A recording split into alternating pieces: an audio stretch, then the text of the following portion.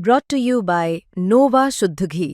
जब जब खाए दिल खुश हो जाए, सदियों का नोवा शुद्ध देसी घी, सपना स्वस्थ भारत का। I love घी घी घी घी घी।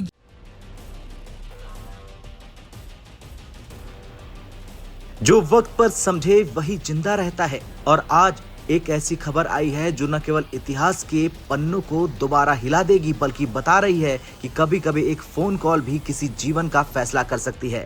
ये खबर है बांग्लादेश की नेता शेख हसीना की, उस पल की जब 1:30 की एक गुप्त कॉल ने उनकी जिंदगी बदल दी और उन्हें उसी दुखद हकीकत से बचा लिया जो उनके माता पिता के साथ हुई थी।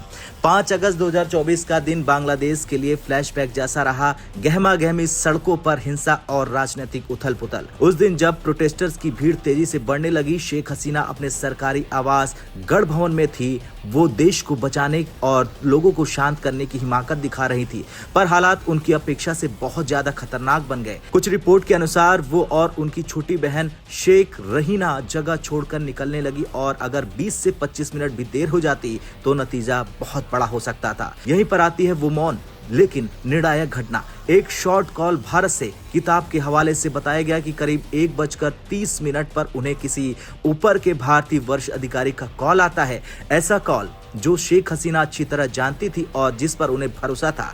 कॉल में साफ शब्दों में कहा गया था कि अब बहुत देर हो चुकी है, तुरंत निकलिए, अगर अभी निकल गए तो आप बच जाएंगी, कल फिर आप लड़ सकती हैं। उसी पल हसीना ने फैसला लिया, जिएंगे तो लड़ेंगे, और यही कॉल किताब और रिपोर्ट के मुताबिक उनके बचाव का टर्निंग पॉइंट बना। फिर क्या हुआ? आधे घंटे का समय लिया गया। भावनाएं, परिवार और फैसला। शेख हसीना ने स्पीच रिकॉर्ड करने की इच्छा जताई, पर सेना ने मना कर दिया कि समय नहीं है। आखिरकार ये अपने छोटे बैग लेकर निकल पड़ी। एक हेलीकॉप्टर ने उन्हें गढ़ भवन से उठाया, फिर तेजगांव एयरबेस से विमान से भारत के लिए रवाना किया गया और शाम तक ये दिल्ली के पास हिंडन एयरबेस पर उतर चुकी थी।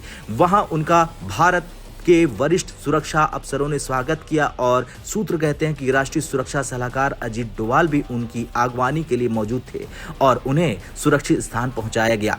ये सब केवल एक सस्पेंस थ्रिलर नहीं, इसकी जड़ें बांग्लादेश के इतिहास में गहरी हैं। 1975 में शेख मुजीबुर रहमान और उनके परिवार पर जो कत्लेआम हुआ वो आज भी बांग्लादेश की राजनीतिक स्मृति में दाग की तरह है। उस कत्लेआम में मुजीब के परिवार के अधिकांश सदस्य मारे गए, सिर्फ 2 लड़कियां बची, शेख हसीना और शेख रहीना, जो उस समय भारत में नहीं थी। इसलिए जब हसीना की जान खतरे में आई, इतिहास की वो स्याही दोबारा याद आ गई और यही वजह थी कि भारत के अधिकारियों के लिए उनकी सुरक्षा बेहद संवेदनशील मामला बन गया। अब आप सोच रहे होंगे कि कौन करता है ऐसा कॉल, तो किताब के लेखक ने नाम उधारा नहीं, बस लिखा कि एक शीर्ष भारतीय अधिकारी जिन्हें हसीना अच्छी तरह जानती थी। पब्लिक अटकलें और मीडिया रिपोर्ट्स कहती हैं कि उस समय भारत के टॉप लेवल सुरक्षा और राजनयिक अधिकारी ही सक्रिय रहे और बाद की घटना में अजीत डोवाल का नाम भी सामने आया, क्योंकि उन्हीं ने दिल्ली एयरबेस पर हसीना का स्वागत किया और उन्हें सुरक्षित स्थान पर पहुंचाया। पर किताब ने किसी का नाम स्पष्ट नहीं दिया। ये बहुत सावधानी से लिखी गई एक इनसाइड स्टोरी है।